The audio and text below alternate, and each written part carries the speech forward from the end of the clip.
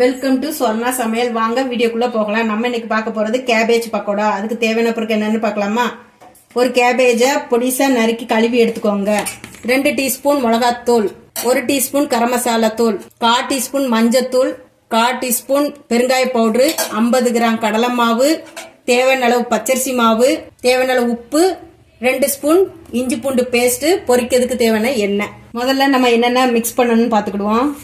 இந்த முட்டைக்கோசு கூட 50 கிராம் கடலை மாவு வச்சுருக்கோம்ல, அதை கொஞ்சம் போட்டுக்கோங்க. 2 டீஸ்பூன் மிளகாத்தூள்,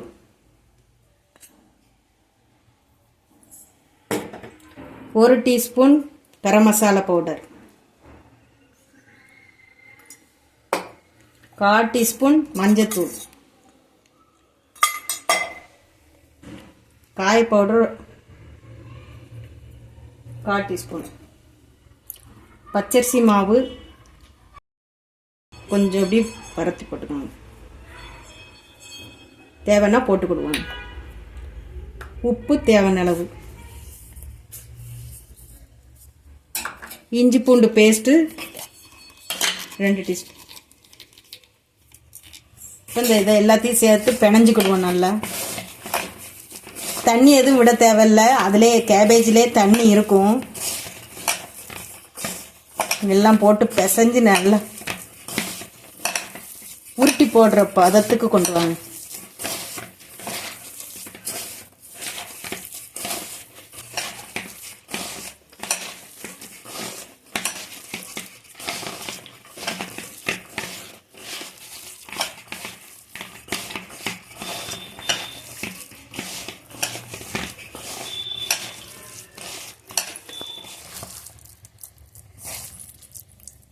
இந்த பதத்துக்கு நான் ஸ்பூன் விட்டு போட போகிறேன், கையை கழுவிட்டு. அடுத்து எண்ணெய் சட்டியை நம்ம அடுப்பில் காய வைப்போம். இப்போ நம்ம அடுப்பை பற்ற வச்சுக்கிட்டு ஒரு கடாயை அடுப்பில் வைப்போம். எண்ணெய் பொரிக்கிறதுக்கு தேவையான அளவு எண்ணெய் ஊற்றிக்கோங்க.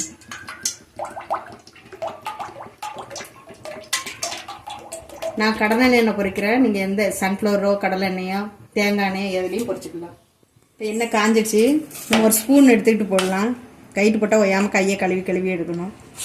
அதனால் ஸ்பூன் விட்டு இப்படி கொஞ்சம் கொஞ்சமாக போடணும்.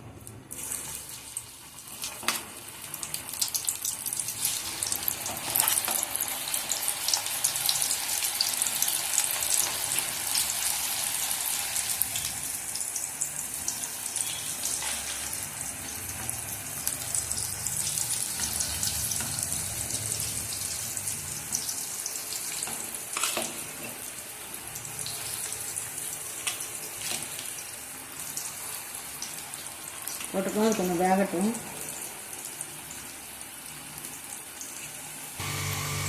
ஸோ வெந்துடுச்சான்னு பார்ப்போம். கொஞ்சம் புரட்டி போட்டுக்கணும். கொஞ்சம் இன்னும் கொஞ்சம் வேக வேண்டி இருக்குது.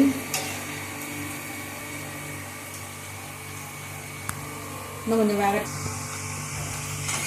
வெந்துட்டான்னு பார்ப்போம். வெந்துடுச்சு, எடுத்துருவோம் இதை.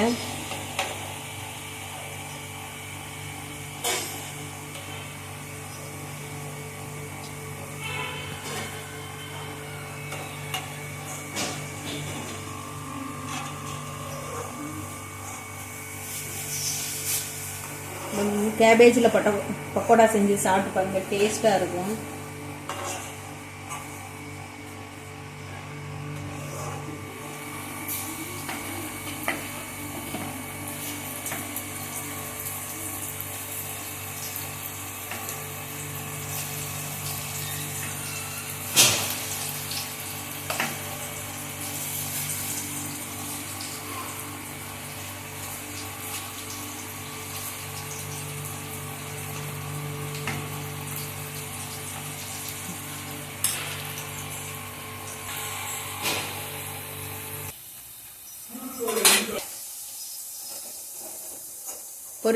இது கேபேஜ் பக்கோடா